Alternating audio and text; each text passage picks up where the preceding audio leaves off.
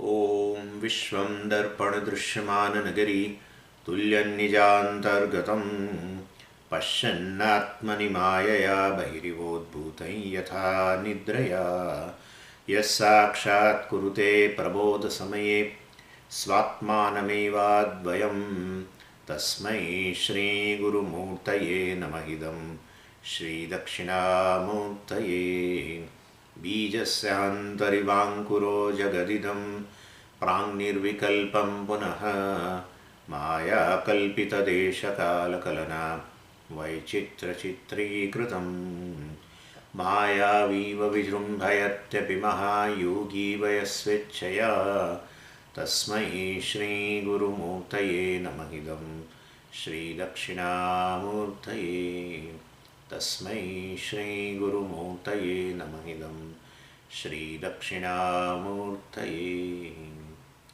ॐ सहना भवतु सहनौ भुनक्तु सह वीर्यं करवावहै तेजस्विनावधीतमस्तु मा विद्विषावहै। ॐ शान्तिः शान्तिः शान्तिः।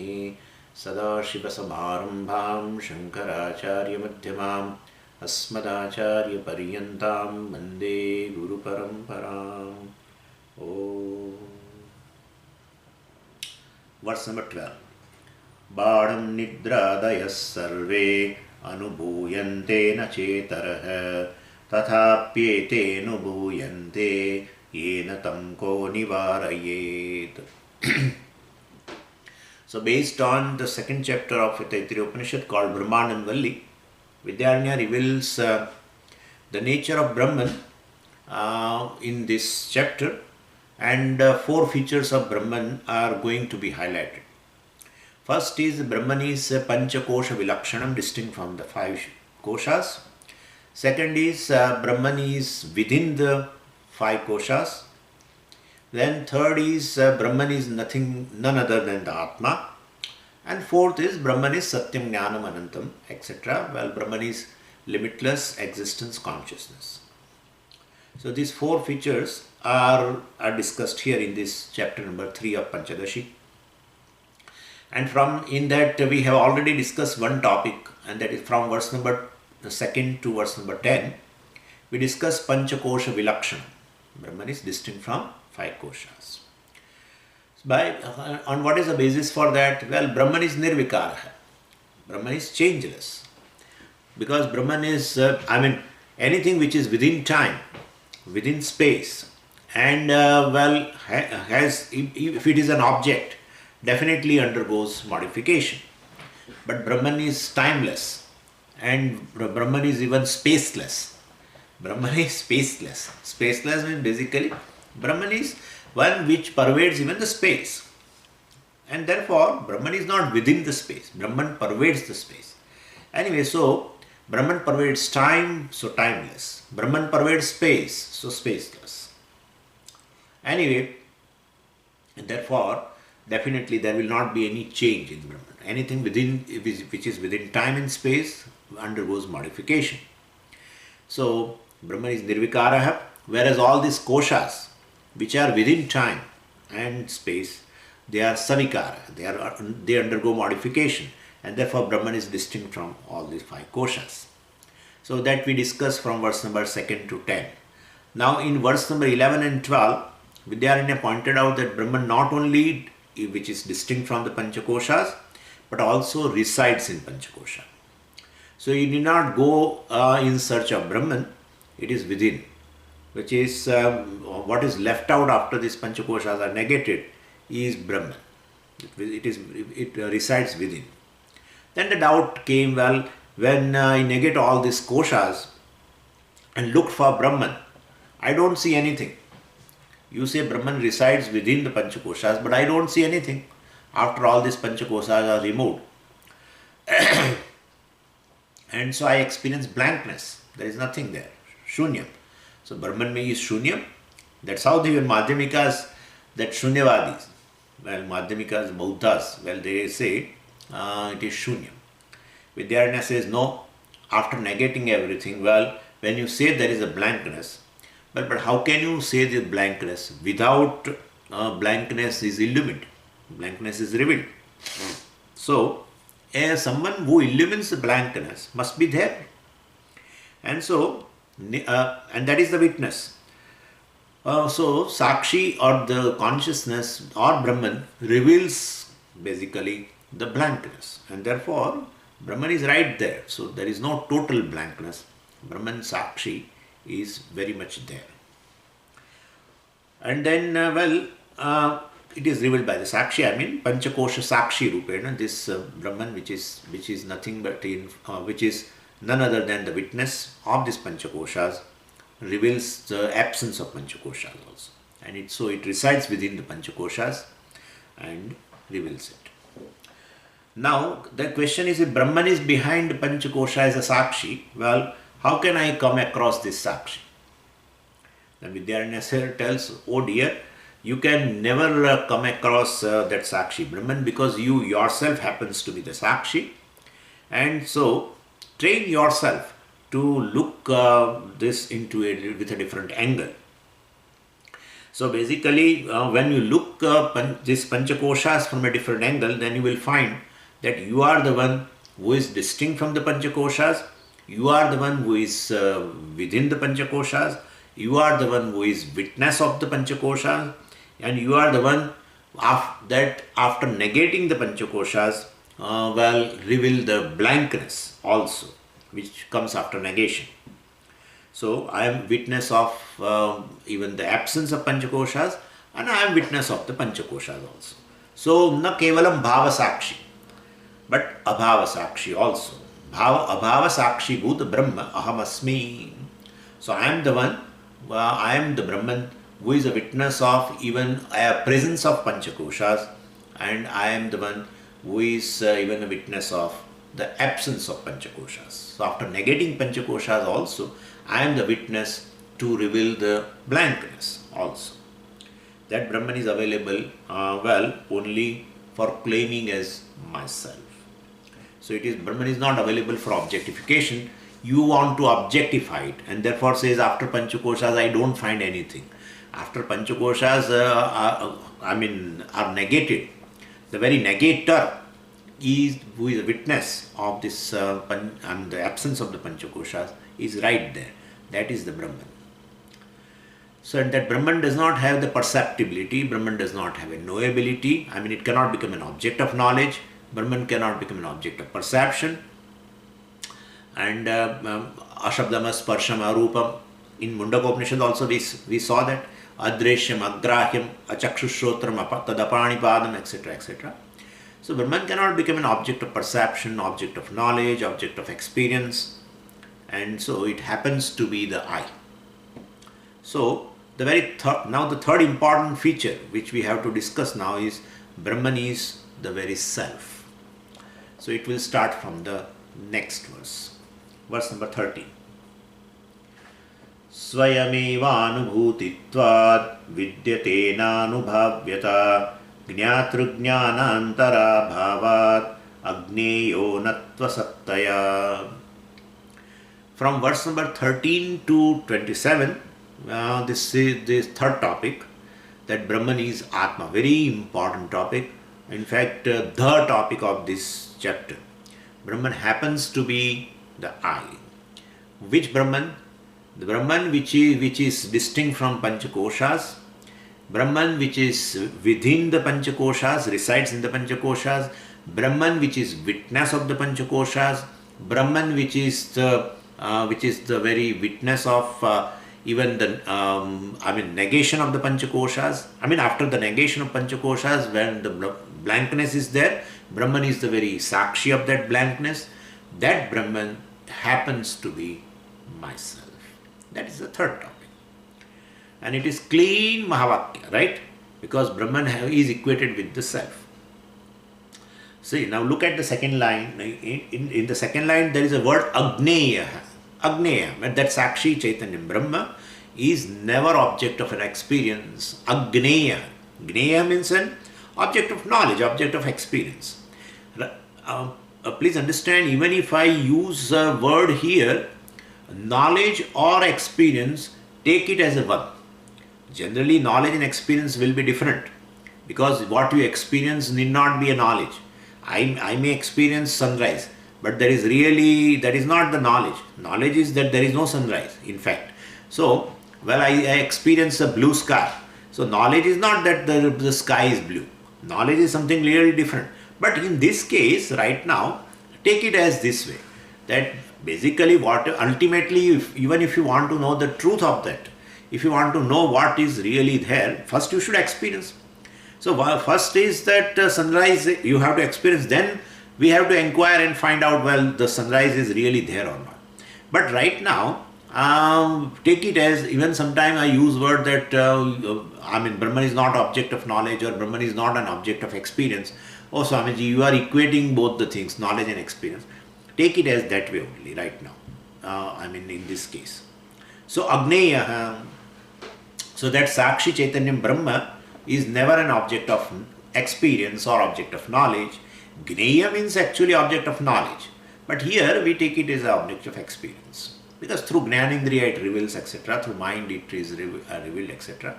It becomes an object of experience. So, and then thereby you know the thing. Of course, when you inquire, then you will find that, well, what you know about the object may be right or may not be right.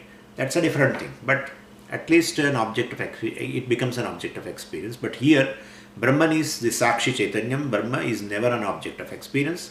Why this Brahman is not an object of experience? The reason Vidyaranya gives: Jnatru Jnanantara Abhavat. Jnatru Jnanantara Abhavat.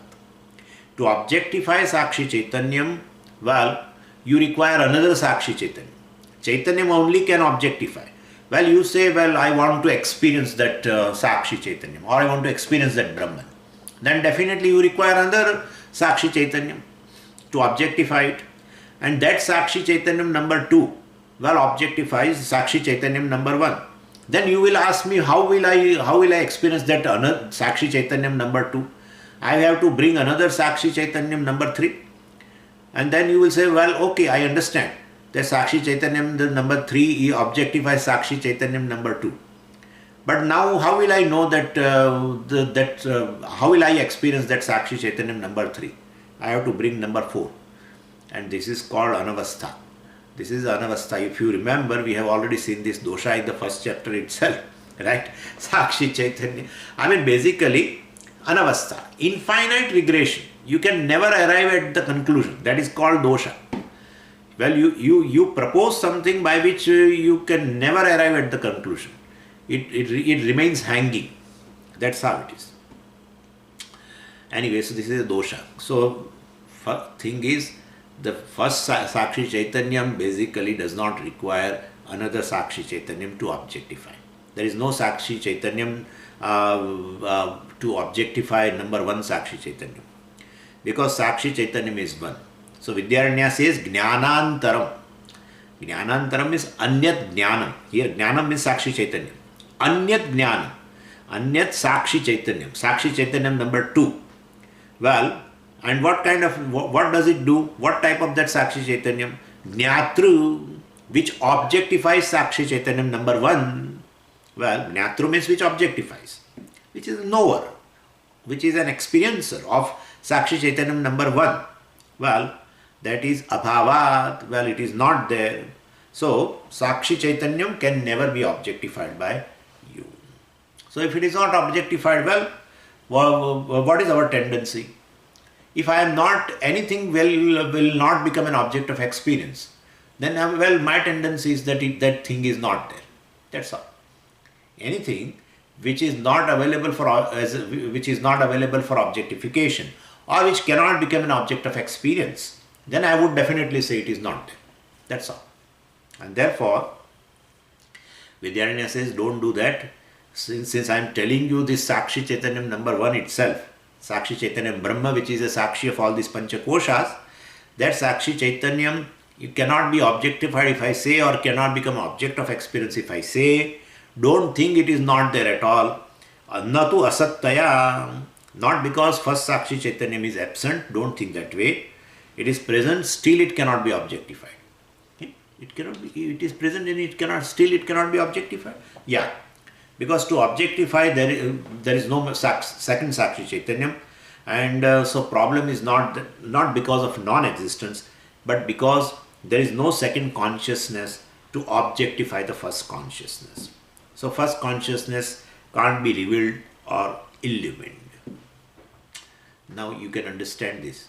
When I say Sakshi Chaitanya means if there is another Chaitanya, just imagine if there is another Chaitanya, how will you know that there is another Chaitanya?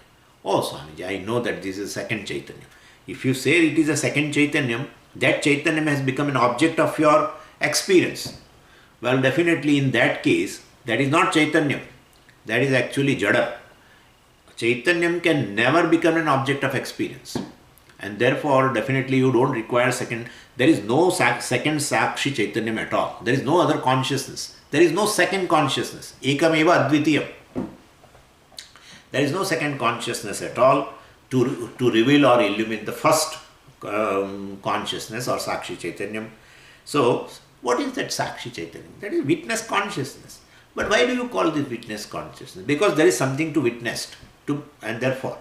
So Panchakoshas are there, or absence of Panchakoshas are there, etc. In that connection we are talking. And therefore I am saying this Sakshi. So there is something to witness. The Panchakoshas are there to be witnessed. Okay, so first consciousness cannot be revealed or illumined because there is no second consciousness at all. So does that mean the consciousness will ever remain unknown? Because you say, whatever cannot be an object of experience, it is not there. You should not say like that. Okay, it is there, but still it will remain unknown? Because you are saying there is no second consciousness. Well, he says, Swayameva Anubhutitvat. I elongated all these things, but the answer was coming. Swayameva Anubhutitvat. Anubhuti is equal to Chaitanya. See, Anubhuti is equal to three things. Anubhuti is equal to Chaitanya. Is equal to three things. What three things? First is Anubhavita, experiencer. Second thing is Anubhavaha, experience. Third thing is Anubhuyaha, object of experience. All the three. What all the three? Experiencer, object of experience, and the very experience. All the three. If you extract and take out the juice, extract, then you will find only Chaitanyam juice comes out. Nothing else comes out. Nothing else. In other things, whatever the juice you take it out of any fruit or any vegetable, at least some fiber, something will left over, some residue will remain. Here nothing will remain. And therefore, Anubhuti is equal to three components are there. Anubhavita plus Anubhuyaha plus Anubhavaha. All the three are nothing but consciousness. And therefore, here Vidyaranya says Anubhutitvat is equal to Chaitanya Rupatvat.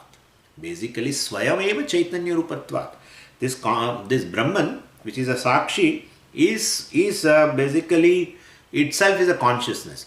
And therefore, consciousness need not be objectified. Consciousness cannot be objectified. The moment consciousness is objectified, it becomes Jadam. It becomes Jadam, it cannot be objectified. If it is a consciousness, it can never be objectified. That is what we are telling to scientists. They are showing that, look, this is the consciousness. See, can you see these signals? We have put all this, all the things with the brain. And then in that monitor, suppose they show us that, look, these are the signals, that signals of consciousness. Do you follow? So we said, well, if you objectify that way, well, consciousness, there is not consciousness. That's all. Consciousness cannot be objectified. Consciousness need not be objectified. And therefore, without that, it is ever experienced as a consciousness. It is Swayam Prakasha Chaitanya. Anything which is self-illumining need not be illumined. Anything which is self-revealing need not be revealed. That's what we say. What is illumined, what is an object of experience, what is revealed is all Jada. Consciousness which is self-revealing, self-illumining Need not be. In fact, every other thing needs consciousness to be illumined. Every other thing needs consciousness to be an object of experience. Well, ultimately, without consciousness, you cannot experience anything. And that consciousness need not be an object of, cannot become an object of experience and need not become an object of experience. So, and you are the example for that. Are you conscious or not? Are you hearing me right now or not? Yeah, I am able to hear you. Okay, you are consciousness. You are a consciousness. Now to experience the consciousness, what will you do? You need not, because you are consciousness. You are self-revealing all the time. And therefore, consciousness, you may say, if I ask a question, that are you conscious or not? And you don't answer me immediately, you are thinking. Then no problem. Still you are thinking and to give me an answer. So you are consciousness. That's all. So basically consciousness does not require a special effort to be experienced, etc. And therefore it is ever experienced as aham, aham, aham. And so balyadishvapi jagradadishu tatha sarvasvavasthasvapi vyavruttasu anuvartamanam aham ityantam sphurantam sada. Aham, aham iti antam sphurantam sada. Sada. So all the time this I, consciousness is ever, sphurantam. It is revealing itself, illumining itself in the form of I all the time, sada. Sada sphurantam aham, aham iti in Dakshinamurti Stotra. Balyadishvapi jagradadishu tatha. In any avastha, constantly it is all the time revealing itself, as a I. If it is revealing itself, you need not have to reveal it. If it is illumining itself, you need not have to illumine it. And therefore, definitely it doesn't require another consciousness to be illumined. Being itself is a consciousness, and therefore what you require is consciousness to reveal or to illumine. But itself is consciousness, and therefore there is no another consciousness required for illumining this first consciousness. So you need not be illumined, need not be revealed, need not be experienced. It is ever there. And because of which all the experiences of every avastha, from the childhood, all the experiences take place because I which is consciousness, all the time reveals itself. So our only problem is when the consciousness, is ever experienced, simultaneously this body, mind, sense complex also is experienced. And so if you include in that I is just consciousness which is self-revealing. In that, if you include this body, mind, sense complex, because that is also revealed along with. And therefore, if you include that, then I am called Jivaha. Then because it is Deha Vishishtam Chaitanyam. This consciousness, Chaitanyam, Vishishtam, qualified by what? Deha, etc. Now that consciousness is a qualified consciousness. This qualified consciousness is Jiva. And then what should I do? I want to be Brahman. Okay, learn to say that I am space like consciousness, and in which all the bodies are floating. Floating means, this is a way of saying. Don't think that they are just floating like this. Don't think that way. So they are all bodies are. They are projected. Floating here means they are projected in me. And one of the body is this body also. So this body also comes and goes, but it is not an integral part of me. What is projected can go. What is not projected is my Swarupa. What is projected can go.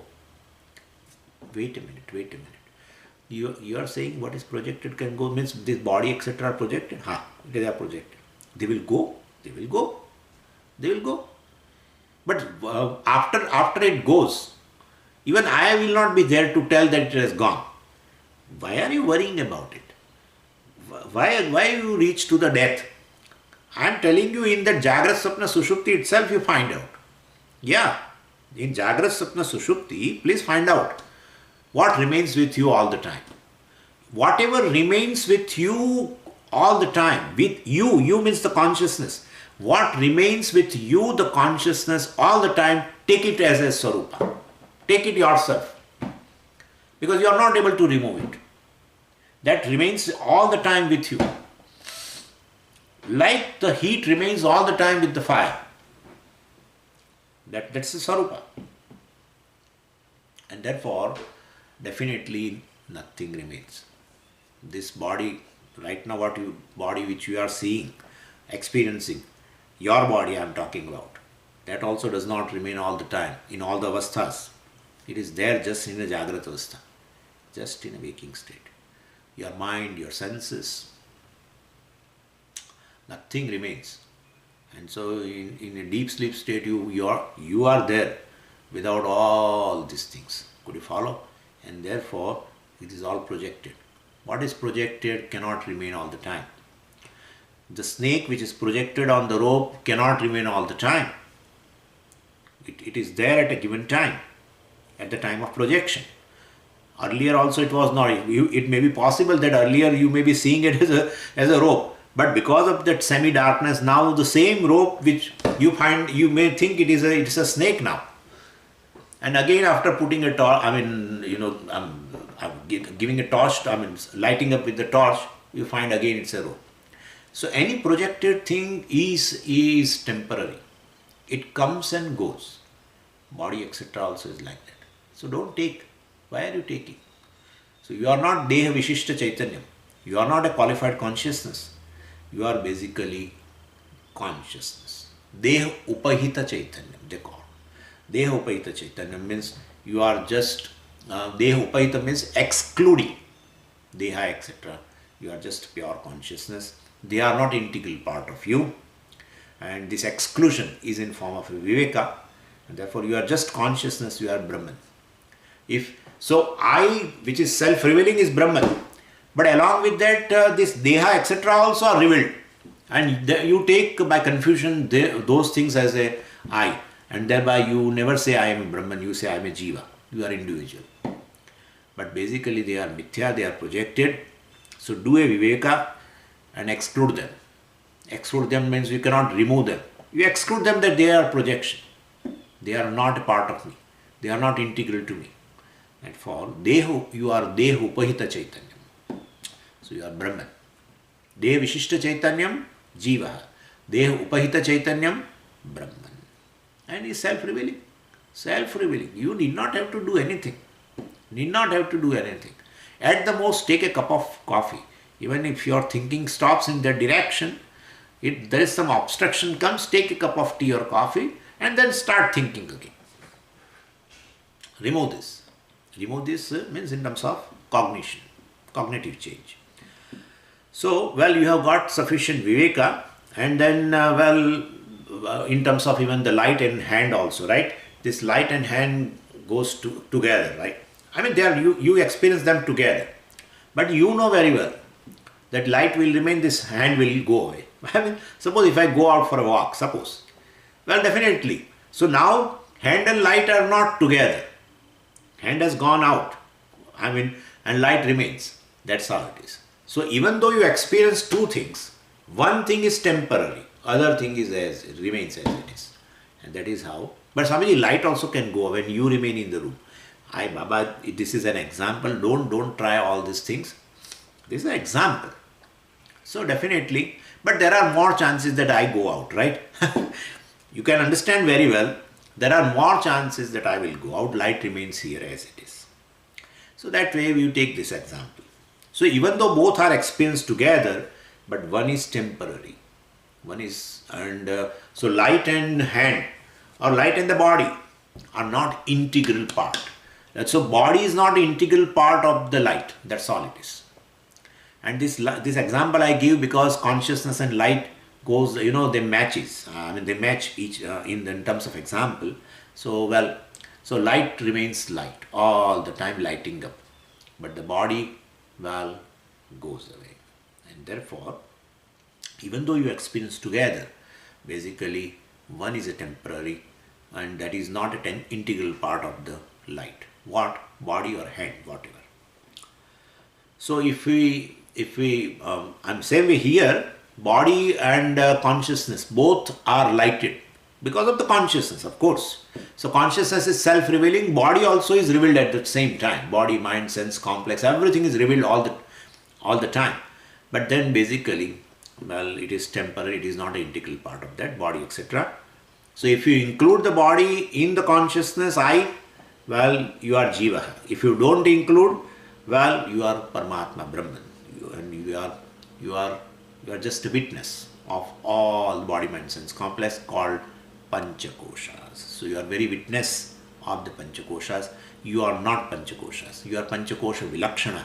You remain within Panchakoshas. Panchakosha Nihitatvam. But at the same time, you are distinct from Panchakoshas. You are very witness of the Panchakoshas. You are, but Panchakoshas Vilakshanam is Brahman. Yeah, but that Brahman is you. Just consciousness, pure consciousness which is limitless. So, definitely, we don't require a new experience of Brahman because Brahman is consciousness and it is ever experienced. Right? You need not have to experience consciousness. We are going to see today. You need not have to experience consciousness. You are consciousness because of which you experience everything else. And so, one who gains this clarity, that person has got a tremendous anugraha of Ishvara.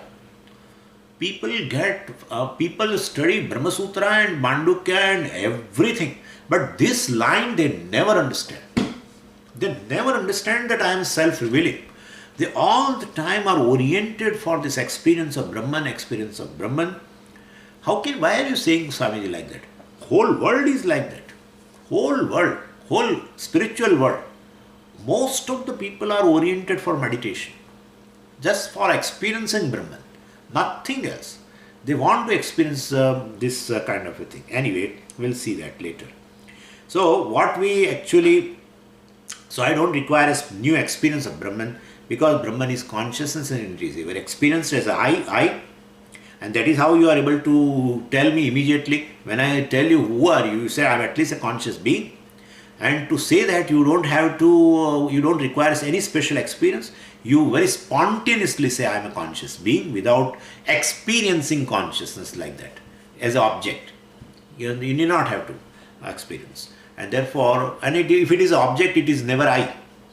If it is an object of experience, it is never I. But you say I am consciousness, and therefore you are not an object of experience at all. And therefore, and still you are able to say spontaneously that I am the consciousness, means you are consciousness alone, and because of which every experience takes place. You need not have to experience I.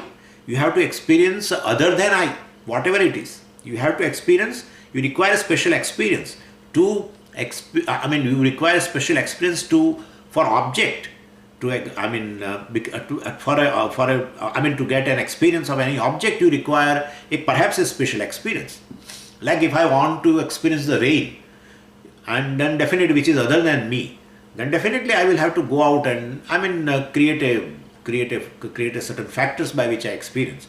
But I is never definitely requiring special experience. It is all the time experienced. And so what we lack is basically a capacity to exclude the body, etc., from this ever experienced consciousness, which is aham, which is all the time revealing itself. So Jagrat Sapna Sushuptishu ya Sputatara ya Samvit, Jagrat Sapna Sushuptishu Sputatara ya Samvit Vijrumbate. So, well, this superimposed, these limitations of the Panchakoshas, etc., have to be knocked off. So, Brahma Anubhava basically nobody requires. So other than that, we don't require any other thing. Brahma Anubhava is not possible also. It does not exist also. Well, someone says, I had Brahma Anubhava yesterday. Well, so it is not Brahma Anubhava, it is Brahma Anubhava. It's a little change in a one letter. So they published a book also. And so anyway, so Brahman is Chaitanyam and Chaitanyam is ever experience also. So na anubhavyata, so it does not require a special experience. So Anatma requires a special experience. Atma does not require a special experience. So in Brahmajnanam there is only vritti vyapti, no phala vyapti, etc. I have explained you before, and it is going to come. We will see that later. So no vritti vyapti. Vritti vyapti is there, but phala vyapti is not there. Basically, it means Brahman. Well, there should be a vritti that I am the consciousness which is limitless. That vritti should be there. For Brahmajnanam, vritti should be there. But definitely, when you drop all the notions that I am body, etc., when you drop this body, etc., which is also revealed at the same time along with the Brahman, that is I myself, if you drop it, then you don't require a special experience of that Brahman. What remains is, what is left over is I, the Sakshi, which is Brahman, which is consciousness and witness of all the five koshas or absence of five koshas. So I should drop limitations of body as myself, etc., and should not take it as myself. But we keep on superimposing body, etc., all the time on ourselves. So even in class, definitely you understand very well that I am not the body, I am not the mind, I am just a consciousness, witness of all the thing. And then once class is over, again you superimpose and you take yourself as a body, mind, sense complex. And that's how you say I am a human being, I am that, etc., etc. So they give an example of an elephant. Elephant, then that elephant keeper basically give a bath. To give a bath to this elephant means it's a big task. So it gives a very nice bath to this elephant, and elephant also likes very much. And now very shining and dark black. Dark that elephant. As it comes out, immediately first thing what it does, first is after coming out it throws a mud on itself. And so same way in a class we take a bath, we become pure. That I am pure consciousness, I am Brahman. And after class is over and we go out, we put that mud on ourselves, throw mud on ourselves. What is that mud? That I am this, sthula sharira and sukshma sharira and karana sharira. Also limitations of all the three I superimpose myself, and then again I become a limited jiva. I become a limited jiva, that is just within. You cannot become jiva, you are Brahman. Today or after 10 years you are Brahman, or next life you are Brahman. And even if you don't know, you give up the pursuit of this knowing, still you are Brahman. But then that's the advantage. If you take yourself as a jiva, a limited entity, and then definitely to come out of these limitations you have so many desires to, you entertain desires, and then you do karma and karma phala and all that. And then definitely takes various bodies, etc., janma, maranam, etc. Better So superimposed attribute negation itself is Atmajnanam. Let's go to verse number 14. Madhuryadi svabhavanam anyatra svagunarpinam swasmin tadarpanapeksha nona chastyanya darpakam. Now again, to negate this Brahman need not be experienced, etc. There is no, Brahman experience is not possible at all, etc. To make to have a clear understanding, we will go again into the epistemology. What is the process of knowledge, which we call as to understand this thing is under the epistemology. It is called Pramana Shastra, basically. Means a science of a mechanism of knowledge. And definitely mechanism of knowledge means we'll have to discuss the means of knowledge, etc. And let's try to understand this process. Why we are saying that you don't require experience of Brahman. See, any Jadavastu, like a clip, etc., well, can never be known or experienced by me if I mean if I don't reveal it. What happens is this was not known before. Now, when the thought mode through the eye goes out and this antakarana vritti, we call it, envelops the clip and then it gets revealed. Now, question is antakarana vritti, which is a thought mode, it cannot illumine this clip. Why? Because it is jadam. This is jadam. It doesn't reveal itself. You have to reveal. Okay. What reveals from us? Basically thought. If thought is not there, you will say, well, I don't know the clip. Clip thought is not there. You say there is no clip. So clip thought is required. Now clip thought. Thought belongs to the mind. Antakaran. Antakaran is basically, made up of 5 elements. Sattva amsha of the 5 elements. So it is nothing but a pancha mahabhutas. So they are jadam. Antakaranam is a jadam, bhautikam, elemental, made up of elements, subtle elements. And thought which is generated from that also is like that. Thought also is jadam. This is also jadam.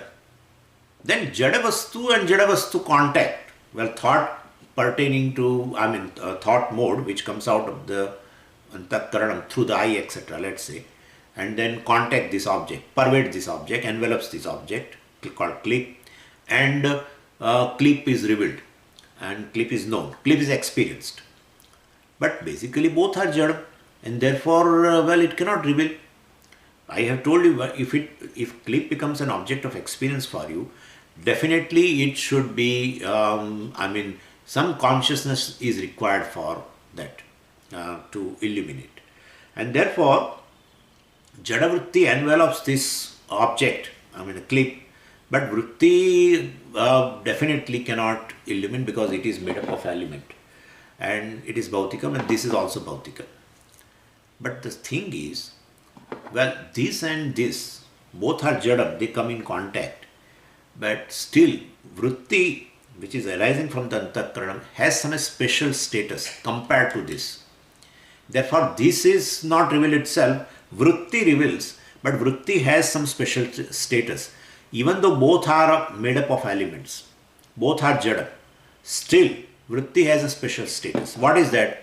Basically, antakaranam, antakarana vritti, which is a part of antakaranam, arising from the antakaranam, is made up of subtle elements, and not only just subtle elements, made up of the sattva amsha of the subtle elements, and therefore they are able to basically reflect the consciousness which is present, and therefore the vritti itself have a reflected consciousness.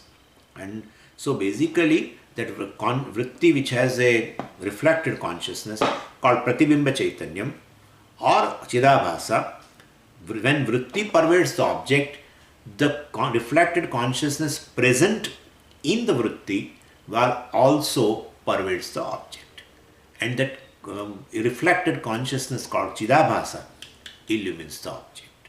So ultimately clip experience takes place, or clip is revealed, or clip is illumined because of a contact with Chaitanya or Chidabhasa, means Chaitanya. So Chaitanya Sambandha is required. Otherwise, a Jadavastu, even if a vritti which is Jadam, contact it, envelops this clip, it cannot reveal the clip. And therefore, basically, vritti pratibhimbata Chaitanyam or Chidabhasa envelops the clip, and then clip gets a contact of a consciousness in form of a Chidabhasa, and then clip experience takes place. So when clip is behind my head, well, vritti does not reach there, and because it is in my range, if vritti does not reach, means vritti does not envelop the this clip, then definitely Chidabhasa, well, which is in the present, which is present in the vritti, also cannot illuminate. And therefore, if it is in the back side, well, I don't have an experience of a clip, because vritti basically does not reach. If vritti does not reach, well, the Chidabhasa which is remaining in the vritti also cannot reach to the clip, and therefore there will not be an experience of the clip. So, I mean, because it is not within the range of the eyes, that is the thing.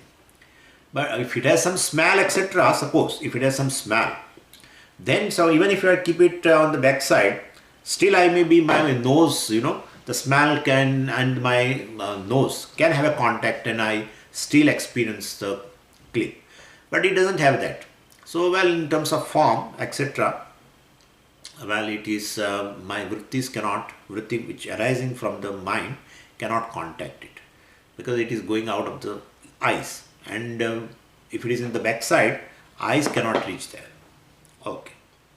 So conclusion is what? Every experience is possible. Please listen that. Every experience is possible because of a contact with consciousness in form of Chidabhasa. Means Jadavastu is experienced, well, or experience of a Jadavastu is possible because of a contact with consciousness in form of Chidabhasa. So, before the contact of a consciousness with the object, no experience. Only after contact with the consciousness, well, experience of a Jadavastu takes place. This is okay? Now come here. But the question is how to experience Brahman. Now we'll answer that. Same way, what we have done, same way now I have experienced the clip. Now you are asking me, Swamiji, leave that clip. Tell me how experience of Brahman takes place. So I have to go the same way. The way the experience of clip takes place, the same way experience of Brahman also takes place. And therefore, apply same law. What is the law? Chaitanya Sambandha. Right? Experience takes place only when the consciousness comes in contact with the object. In form of Chidabhasa, please understand. Because you people are very smart, I know. You will immediately give me an email. How Chaitanya comes in contact with the object? Chaitanya is all pervasive. All the time it is in contact. How will you say that? In form of Chidabhasa. The Chidabhasa cannot be away from the vritti. Vritti is basically limited. Vritti contacts basically. The Antakarana vritti contacts the object. And Chidabhasa residing in that Antakarana vritti also contact. That is it. So anyway, so Brahman, now let's say how to experience Brahman. That question we are, how it is, you will see that the foolishness it is to say an experience of Brahman. So apply same law, that definitely like clip, to experience the clip, Chaitanya Sambandha is required. To experience Brahman also, Chaitanya Sambandha is required. Imagine. So when will Chaitanya get that Sambandha?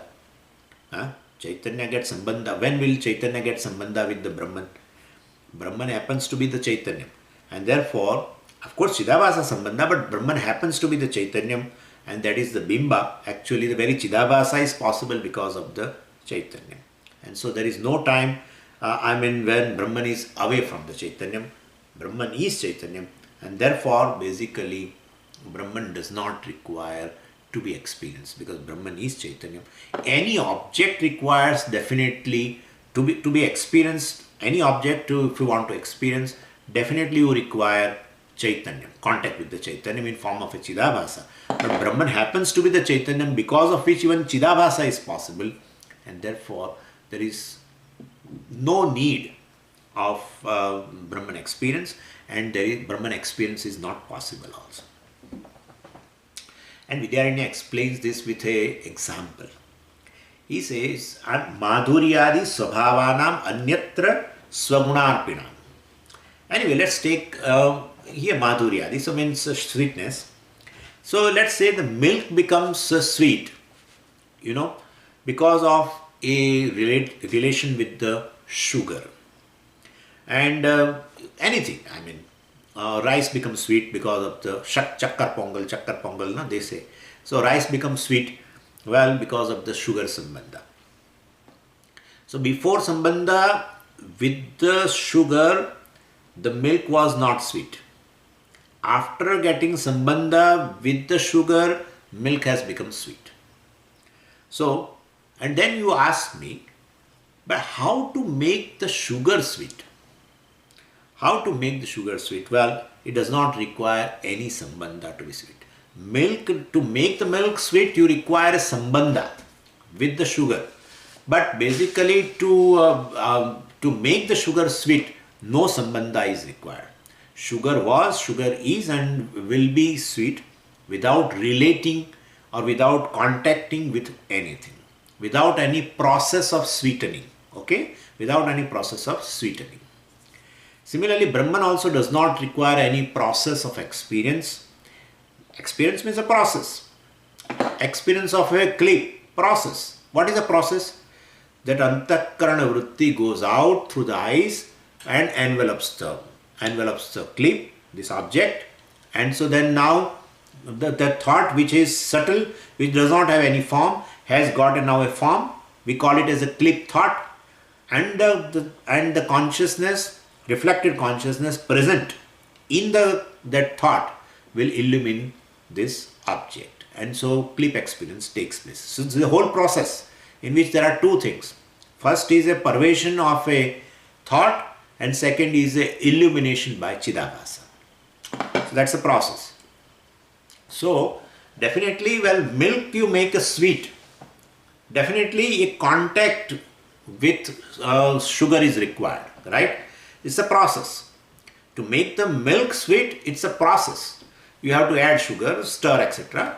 So it's a process. So with the contact with the sugar, definitely milk becomes sweet. But to make sugar sweet, you don't require process. You don't require any process, and therefore any special effort. That same way, this Brahman also does not require any process. Brahman is like the sugar. Because of Brahman, everything is revealed, and because of Brahman, all experiences takes place. And then to experience that Brahman, definitely, what special process is required? No special process is required. To make the sugar sweet, you don't require any process, because sugar happens to be the sweet, and same way, Brahman happens to be the consciousness, and therefore because of which all experience takes place, and therefore there is no need of experiencing Brahman. In fact, Brahman experience is not possible at all. So Brahman does not require any process for experience, and you don't require any special effort or process to experience Brahman. If at all required, well, that superimpose attributes, well, of a deha, etc., that you negate. That is required. That's definitely required. So Vidyaranya says, Madhuryadi Swabhavanam. There are objects which has a Madhuryam as its Swabhava. So it's its nature. So it is not born out of Sambandha. Well, the sugar itself, etc., has a sweetness, not because of contact with something else. It is on its own, they are sweet. Same way like tamarind, etc., also has a sourness on its own. Well, then definitely other things become sour because of the contact, because of the process of, in which there is a contact with the tamarind. That is there. But tamarind, etc., is just a sour without any contact, without any process, etc., without any kind of a process. So, Madhuryadi Swabhanam Anyatra Swaguna Arpinam. They basically lend their sweetness to non-sweet objects. So, Swaguna, one's own guna, that is Madhuryam, Anyatra, in other objects, Arpinam, it lends. So, non-sweet object becomes sweet. It's a process, like milk becoming sweet is a process. It involves time, etc. All these things are there. But who makes sugar sweet? Well, Vidyaranya says there is nothing else which can lend sweetness to sugar. Sasmin tad arpana apeksha nasti. So it does not. Apeksha means a dependence. So sasmin, well, in the sugar, in sugar, Or sugar does not have any dependence that somebody should lend me sweetness, then only I can lend basically the sweetness to the milk. No. Anyatra anyatarpakam nasti means there is no anything else. There is nothing nothing else which can lend sweetness to sugar. How can non-sweet object can lend sweetness to sugar, right? Other than sugar, there is no object which is sweet. But Swamiji, other than sugar, there are many things. Maple syrup, and I am taking this as a generic term. Sugar, in my definition, whatever is sweet by nature is sugar.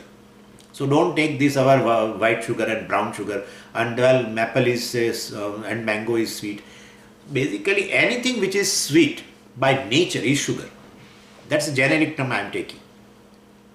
So other than that, well, there is no sweetness at all. There is no other substance which has a sweetness. And then who can lend? Who can lend sweetness? And therefore, definitely, sugar has to be sweet by on its own. Apeksha, dependency is not there. For what? For sweetness. On what? On other objects. Why? Because they are not sweet. They are non-sweet. So they don't have any sweetness. And therefore, definitely they cannot lend. Or sugar cannot borrow sweetness from others. So, you can understand Brahman is like this.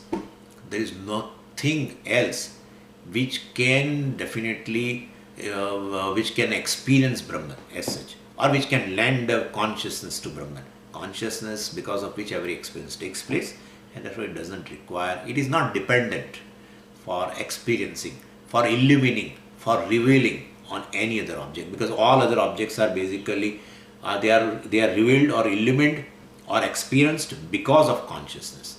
They are dependent on consciousness. Consciousness or Brahman is not dependent on them for getting revealed or illumined.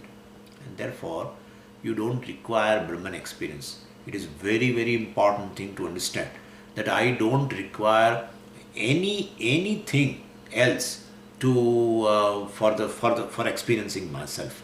You don't require anything else for experiencing Brahman. You means you are Brahman.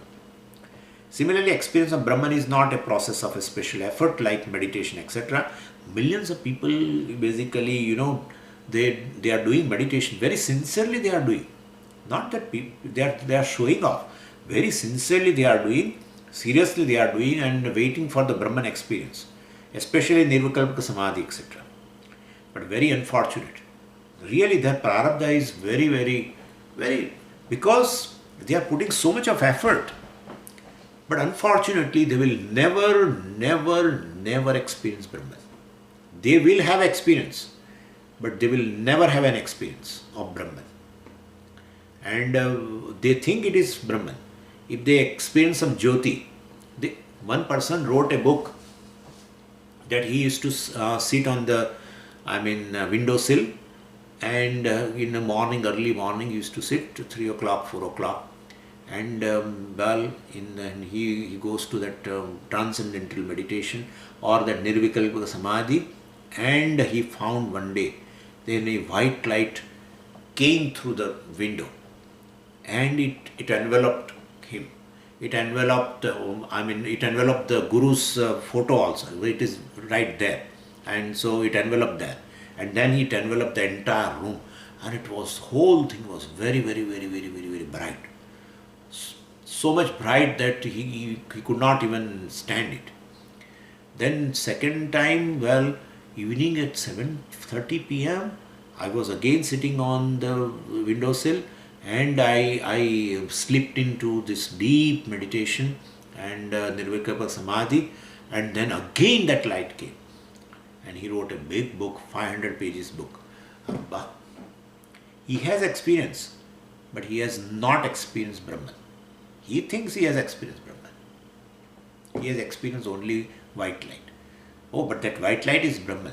What you experience, what you can objectify is not Brahman. Think it. Even if you see a Jyoti, some people are waiting for the color in Jyoti also, in the flame. They are meditating on flames, and then definitely They see all lights there in that colors also change. First red and then yellow and then white. If white light comes, means definitely you are enlightened now, etc. etc. So we don't deny experience, we deny experience of Brahman. So Brahman is consciousness which was there before even the light came. and Brahman is there when you experience that white light, and Brahman is there even after that light went away. Okay? Because of consciousness, which is Brahman, you have experienced that white light. Don't say white light is consciousness, white light is Brahman. You are Brahman, because of which that experience of white light has taken place. Anyway, last verse, 15. अर्पकान्तरराहित्येऽपि अस्त्येषां तत्स्वभावता मा भूत्तथानुभाव्यत्वं बोधात्मा tu न हीयते. So in previous verse it is said that there is no second sugar to lend the sweetness to the first sugar. Is first sugar itself, it doesn't require to borrow the sweetness from other sugar. And so if sugar one can't borrow sweetness, milk requires a borrowal of a sweetness from the sugar, but sugar does not require. We say it like that. So that has been told here. Arpakantara rahitye api. If for sugar number 1 there is no other sugar number 2 which can be a donor or lender of a sweetness, rahitye means there is no other sugar. Rahitya means it is absent. Second sugar is absent to lend the sweetness to the first sugar. Tesham, for sugar, etc. Tat sabhavata. Tat sabhavata means madhurya sabhavata. There is a sweetness without borrowal. If there is no other sugar other than the first sugar, all other are non-sugars basically, and therefore they cannot lend the sweetness to the sugar.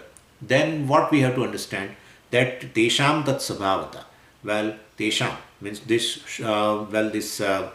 different sugars. The sugar as such has a tat sabhavata, means it has a madhurya sabhavata. It has its sweetness on its own.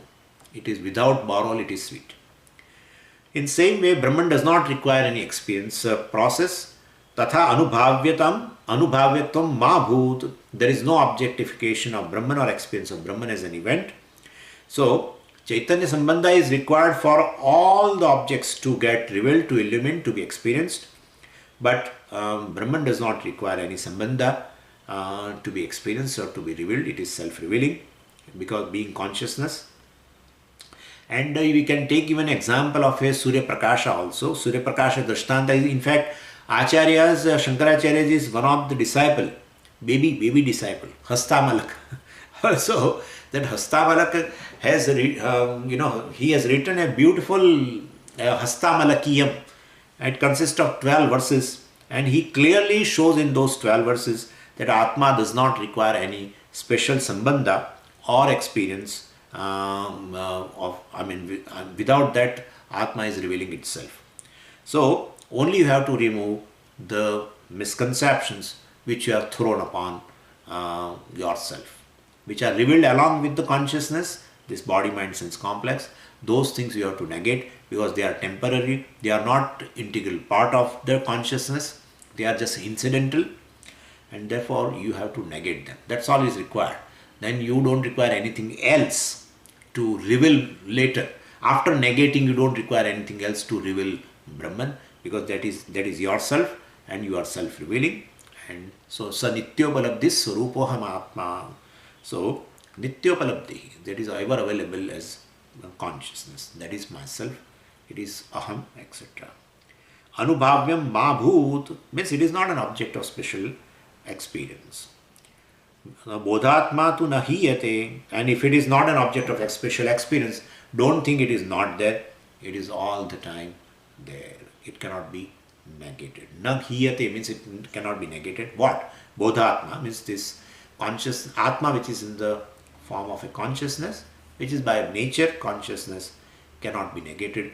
Even because you think it is not an experienced. It is not an object of a special experience, and therefore it is not there. Don't think that. It is the nature of consciousness which can never be negated. Whatever you want to negate, you require consciousness. You negate whole world. You negate everything, including body, mind, sense complex, everything. You cannot negate yourself. That is how you are, even in deep sleep state also. Anyway. Om Purnamadah Purnamidam Purnat Purnamudachyate Purnasya Purnamadaya Purnamevavashishyate. Om Shanti Shanti Shanti. Harihi Om Shri Gurubhyo Namaha. Harihi Om.